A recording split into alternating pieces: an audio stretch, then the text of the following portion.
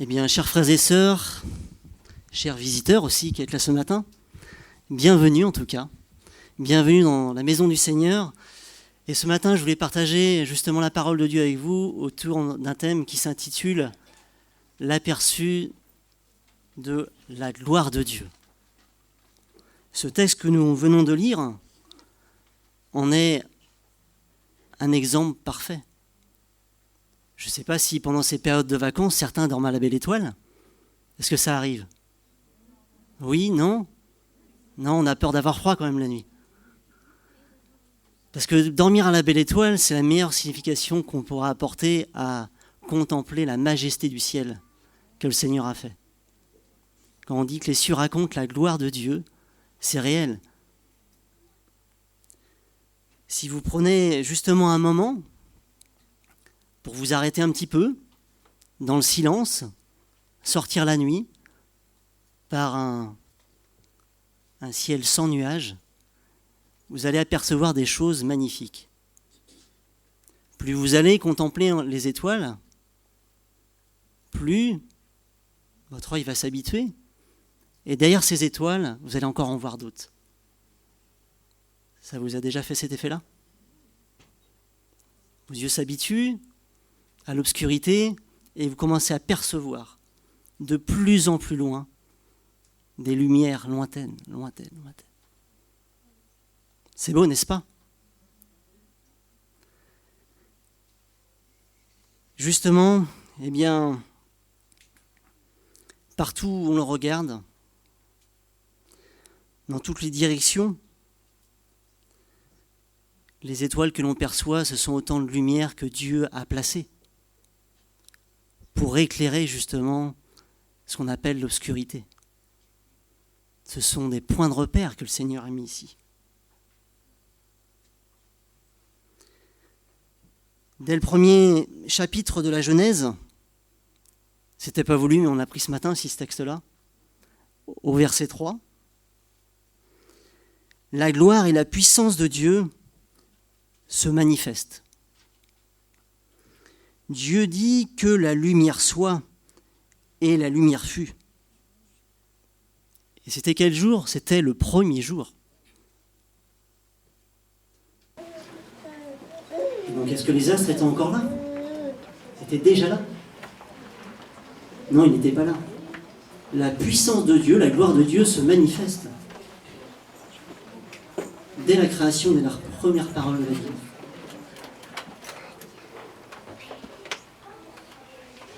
Donc le Seigneur, dès la création, place ses repères visibles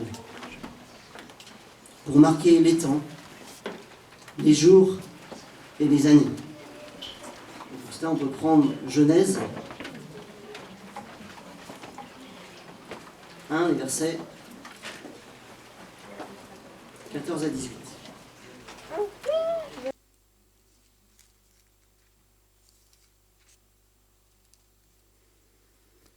Qui nous dit, Dieu dit qu'il y ait des astres dans l'étendue céleste pour séparer le jour et la nuit, que ce soit des signes pour marquer les temps, les jours et les années, que ce soit des astres dans l'étendue céleste pour éclairer la terre. Il en fut ainsi. Dieu fit les deux grands astres, le grand pour dominer sur le jour et le petit pour dominer sur la nuit.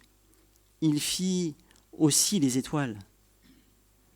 Dieu les plaça dans l'étendue céleste pour éclairer la terre, pour dominer sur le jour et sur la nuit, et pour séparer la lumière d'avec les ténèbres. Dieu vit que cela était très bon. Donc les choses sont claires dès le début. Si tout est là, si Dieu a placé toutes ces choses-là, ce n'est pas par hasard. Elles ont leur utilité et elles sont là pour nous rappeler aussi quelle est la puissance de Dieu.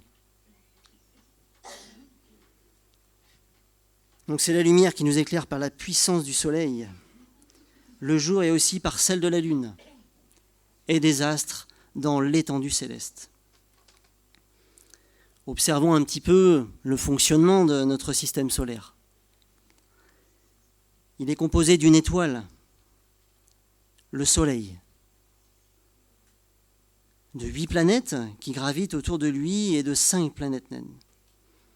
Le système solaire fait partie de la galaxie dite de la Voie lactée, qui contient entre 200 et 400 milliards d'étoiles. Est-ce que vous imaginez ? On compte au minimum une centaine de milliards de galaxies. Alors, je vous laisse faire le calcul. Vous pouvez mettre un 1 avec des zéros qui n'en finiraient pas. Ça veut dire que la création de Dieu est infinie. Nous ne percevons qu'une petite, une infime partie de sa puissance. Mais qu'au-delà de tout ça, les hommes ont beau construire des télescopes de plus en plus puissants, Hubble et ce qu'on veut, en sachant que ça met en plus, on va parler en années-lumière après. Toutes ces lumières qui nous arrivent, ils le calculent comme ça. On sait que Dieu a créé à un moment donné, il a fait les choses. En tout cas, les hommes veulent aller chercher au plus profond ce qui se passe, au loin. Parce que les hommes ont peur, finalement. Ils ne croient pas en Dieu, ils n'ont pas accueilli dans leur vie. Et au loin, ils cherchent une planète. Peut-être que cette planète-là va pouvoir m'accueillir. C'est pour cela qu'on fait autant de dépenses dans des télescopes. Alors c'est aussi pour la science, mais quand on envoie des fusées aussi, on a été sur la Lune, on a des projets pour aller sur Mars, on a des projets aussi pour tout un tas de choses dans la galaxie. Et on voit qu'on n'arrive même pas à prendre soin de notre planète. Prendre soin en tout cas des gens qui y habitent. Et donc on voit qu'en tout cas, tout ce que l'homme veut faire, c'est, il se sent en sécurité, mais il sent que, au cas où, on va essayer de se placer peut-être ailleurs aussi.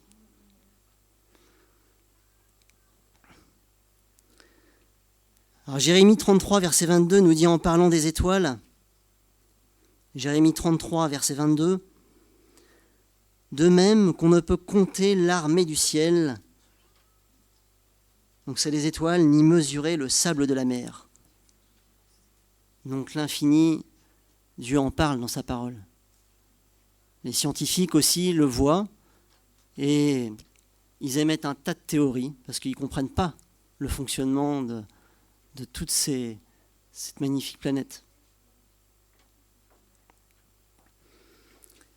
Alors on comprend aisément que, nous sommes dépassés en tant qu'humains quand on se rend compte de la grandeur de ce que Dieu a créé. Ceci, évidemment, sans même évoquer toutes les lois qui en assurent le bon fonctionnement. Vous avez vu comment tient notre planète ? Est-ce que vous avez déjà vu des fils, quelque chose la retenir ? Non, vous n'avez rien vu. Et pourtant, elle tient. Pourtant, elle évolue. Elle fait des tours autour du soleil. Elle tourne sur elle-même. Et tout ça sans se décaler d'un millionième de seconde, on nous dit. La science a calculé ça. C'est pour vous dire que la loi de l'Éternel est parfaite et que justement, les humains ne sont là que pour observer une partie de sa gloire. Le psalmiste a raison quand il dit dans Psaume 8, aussi les versets 4 et 5, « Quand je regarde tes cieux, ouvrage de tes mains, la lune et les étoiles que tu as établies, qu'est-ce que l'homme pour que tu te souviennes de lui? Et le Fils de l'homme pour que tu prennes garde à lui ?» C'est une question très intéressante. Qu'est-ce qu'on est finalement aux yeux de l'étendue céleste? On est un petit point, une petite poussière, on n'est rien. Alors qu'est-ce que l'homme pour que tu te souviennes de lui? Cette question qui est pertinente l'est encore plus au regard de la vie de Job, justement. Job, dans la parole de Dieu, est reconnu comme un homme intègre et droit. Il craignait Dieu et s'écartait du mal. C'était un homme béni de Dieu qui avait 7 fils et 3 filles et possédait de grandes richesses. L'œuvre de ses mains était récompensée et il jouissait de la protection divine. Vous pouvez prendre Job 1 au verset 6.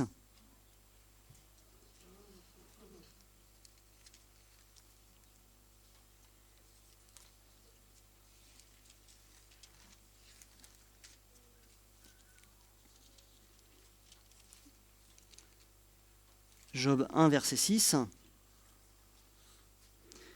qui nous dit « Or les fils de Dieu, ou les estres célestes, vinrent un jour se présenter devant l'Éternel.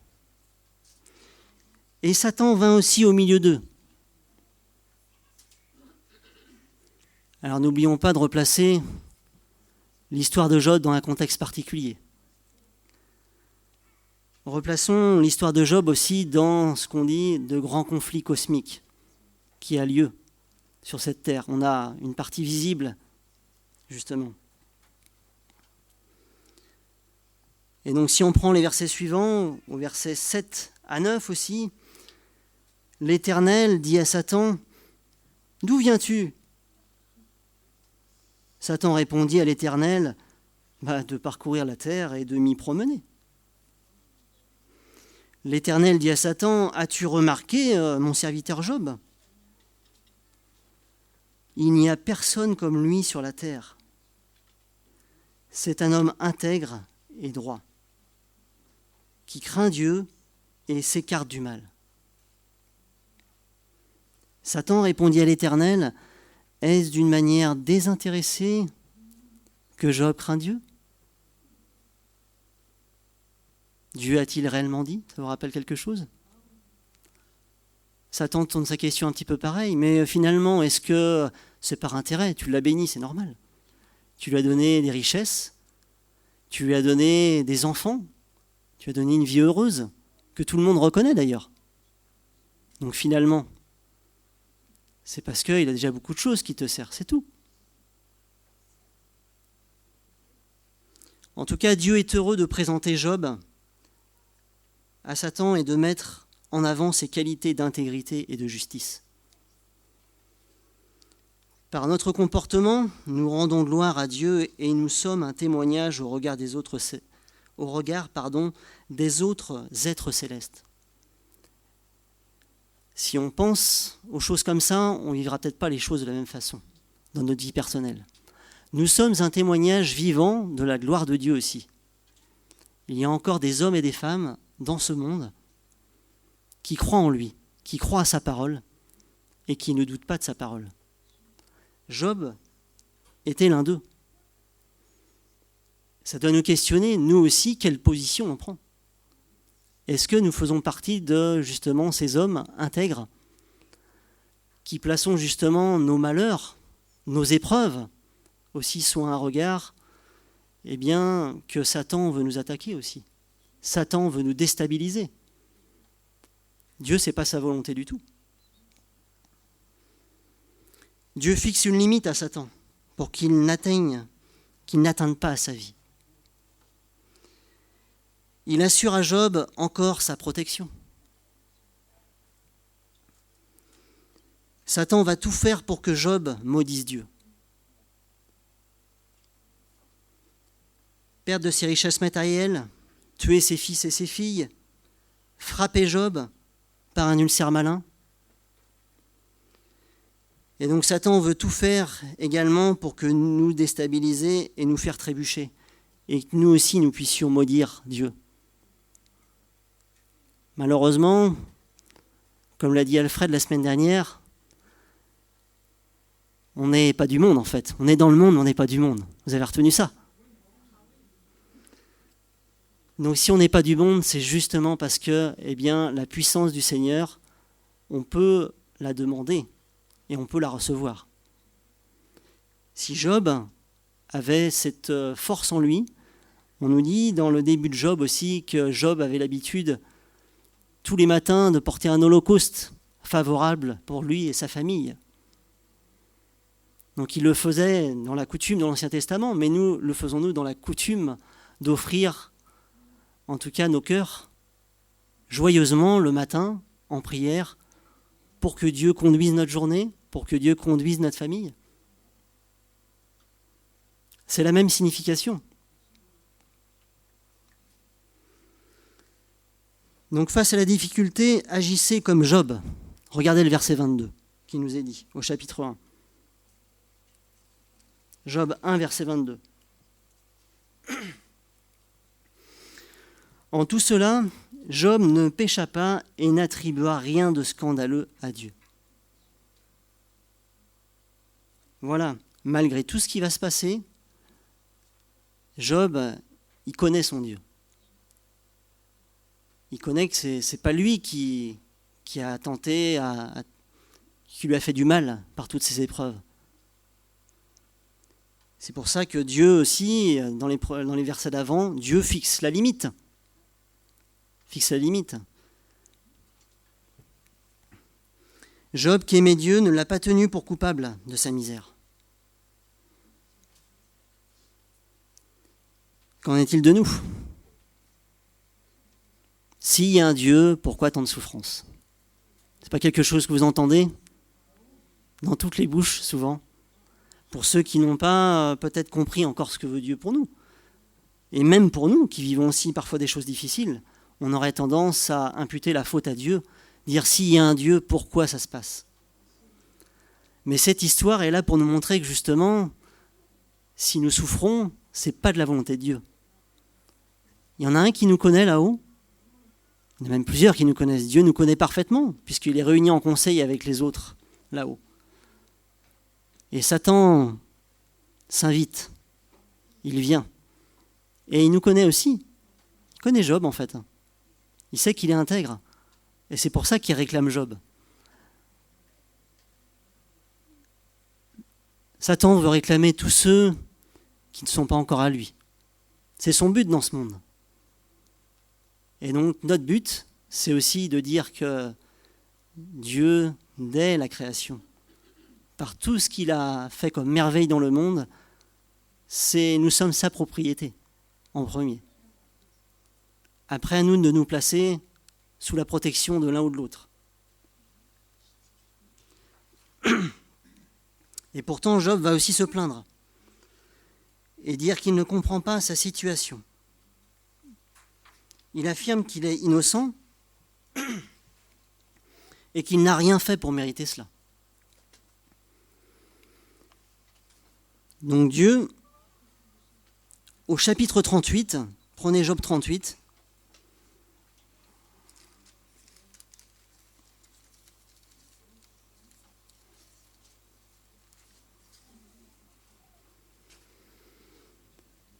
donc il va reprendre Job et lui montrer qui est le créateur de toutes choses sur la terre et dans l'univers.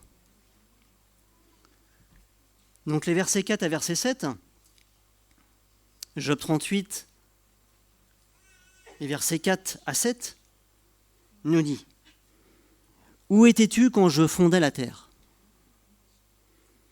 Déclare-le si tu le sais avec ton intelligence. Qui en a fixé les mesures ? Le sais-tu ? Ou qui a étendu sur elle le cordeau ? Dans quoi ces bases sont-elles enfoncées ? Ou qui en a posé la pierre angulaire ? Alors qu'ensemble les étoiles du matin éclataient en chants de triomphe et que tous les fils de Dieu lançaient des acclamations. Où étais-tu, Job ? Tu vois bien que depuis longtemps, je maîtrise toutes choses et je maîtrise aussi ta situation. Même si d'un regard humain, elle n'était pas du tout maîtrisée. Il était arrivé les pires malheurs du monde, qu'on pourrait souhaiter à personne. Et Dieu, là, le reprend. Il lui dit, mais n'oublie pas que j'ai tout fait. Je maîtrise toutes choses. Donc quand ce monde a été créé, il y a eu des chants d'allégresse. Ces étoiles du matin représentent les anges de Dieu, comme il est écrit dans Apocalypse 1, verset 20. Mais qui sont les fils de Dieu? Ces êtres qui ont crié de joie quand ce monde a été fait. Dans Luc 3,38, pour la référence, quand la descendance du Christ est retracée à la création, on se réfère à Adam comme le Fils de Dieu. En d'autres termes, Adam a une ressemblance avec celui qui l'a créé, Dieu, son Père. Par ce raisonnement aussi, ces différents fils de Dieu, que l'on voit au verset 7, doivent être les premiers êtres créés de nombreux autres mondes habités dans l'univers de Dieu. Les hommes cherchent à trouver la vie ailleurs. On cherche des extraterrestres. Mais Dieu nous a déjà dit que ça existait. Ces extraterrestres, c'est simplement qu'ils ne vivent pas sur la Terre. Mais ils sont présents dans d'autres mondes. Ils sont là. Et c'est pour cela que nous, la Terre, où Adam a désobéi, a chuté, nous sommes aussi un témoignage pour tous ces mondes habités.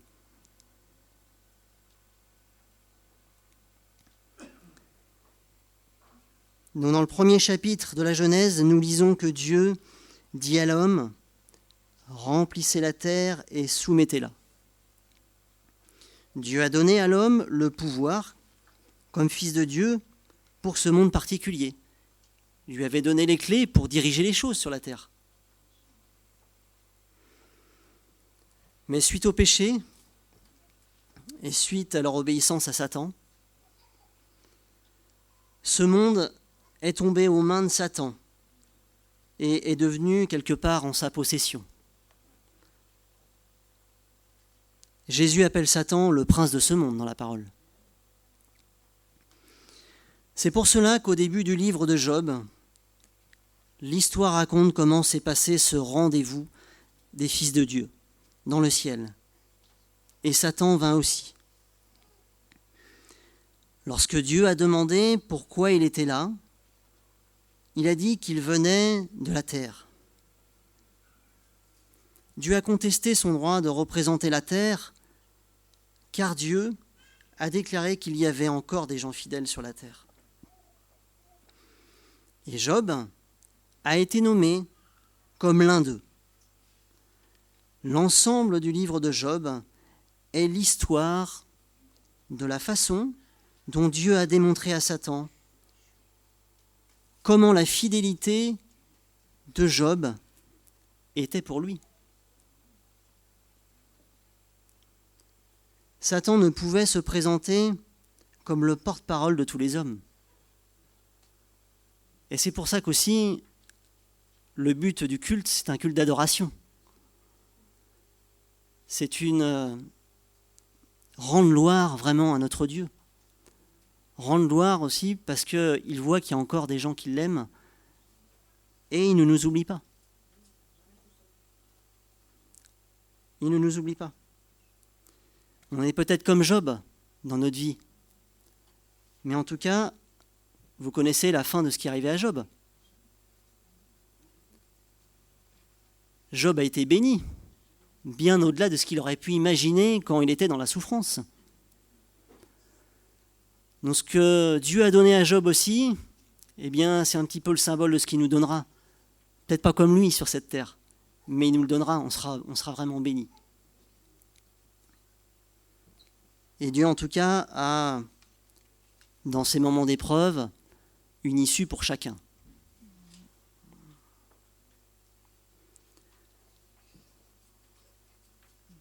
Donc, en tout cas, Dieu ne se contente pas de laisser continuer Satan à être le prince de ce monde. Bien que la taille de ce monde, notre planète, est seulement une goutte d'eau dans l'océan, seul un infime grain de poussière dans l'univers, l'amour de Dieu, qui est si grand, si puissant, qu'il ne se contente pas de laisser même ce petit monde rester dans les mains de Satan. Il y a 2000 ans, Jésus, le Fils de Dieu, et Satan se sont rencontrés sur les champs de bataille. Sur les champs de bataille de ce monde. Et Jésus a vaincu. Prenez avec moi Jean 12, 31 et 32.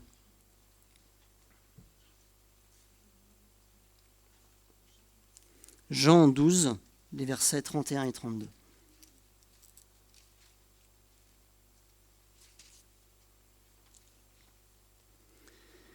Maintenant, c'est le jugement de ce monde. Maintenant, le prince de ce monde sera jeté dehors.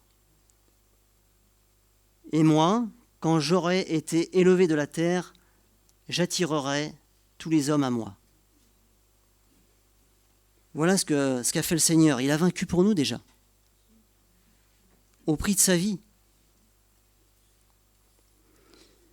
Donc maintenant a lieu le jugement de ce monde.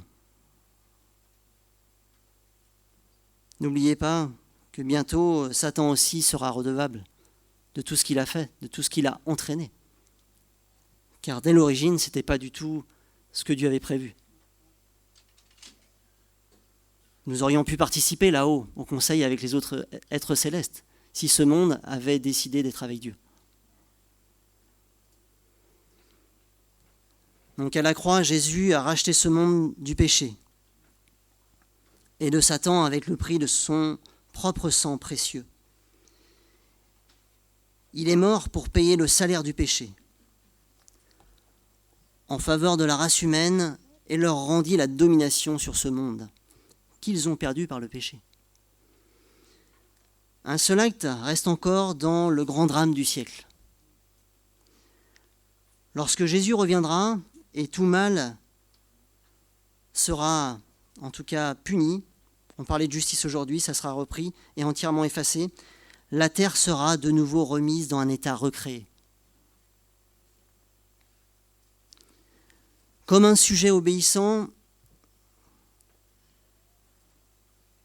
et un grand monde religieux, univers harmonieux. Le Seigneur, en tout cas, nous a dit qu'il va refaire toutes choses, que cette terre que nous connaissons dans un état de délabrement, il a décidé de la refaire telle qu'elle était à l'origine.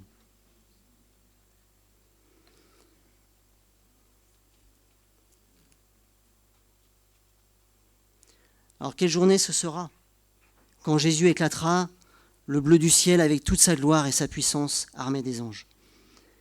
Pris vers le haut de cette rayonnante gloire aura pour effet tous les justes de tous les âges, prêts à entrer dans la vie éternelle. Dans les joies éternelles du ciel, de grandes et captivantes expériences sont en réserve pour eux. Et je vais vous lire ce que nous dit aussi notre sœur dans la grande controverse.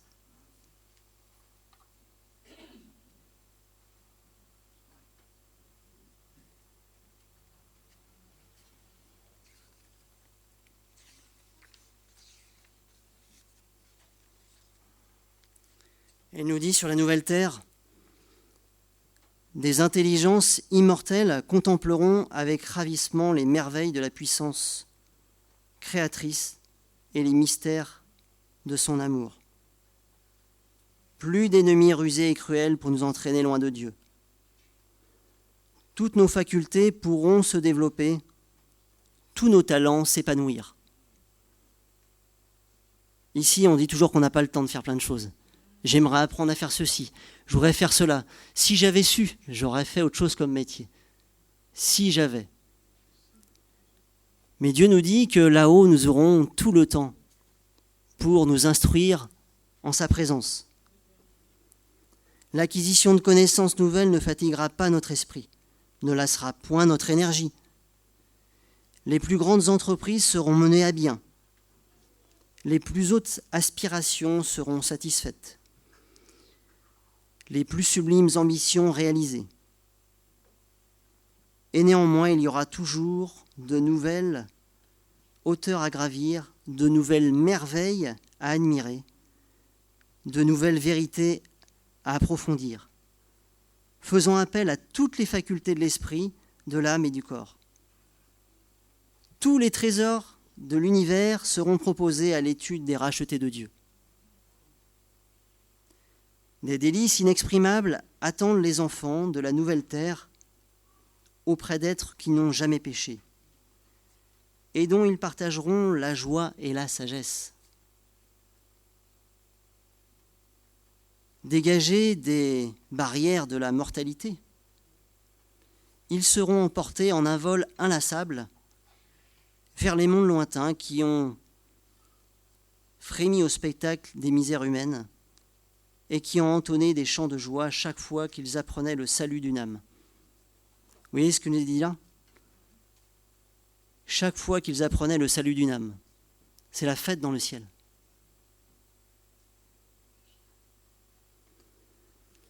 Toutes les créatures qui sont dans le ciel, sur la terre, sous la terre, sur la mer, et tous ceux qui s'y trouvent, je les entendis qui disaient « À celui qui est assis sur le trône, et à l'agneau soit la louange, l'honneur, la gloire et la force au siècle des siècles. » Le grand conflit est terminé. Le péché et les pécheurs ne sont plus. L'univers est purifié. Dans l'immense création, tous les cœurs éprouvent la même allégresse. Des ondes de vie, de lumière et de joie, jaillissant du trône du Créateur, envahissent les derniers recoins de l'espace infini. De l'atome le plus imperceptible aux mondes les plus vastes, tant des êtres animés que des objets inanimés s'élèvent par la voix de leur beauté incomparable et de leur joie sans mélange, un cantique d'allégresse leur proclamant que Dieu est amour. La loi de Dieu est parfaite. Et donc bientôt nous serons tous réunis là-haut pour chanter ce chant d'allégresse. Donc tenez bon, continuez à voir les merveilles que le Seigneur a fait. Que ce soit dans le ciel, sur cette terre aussi.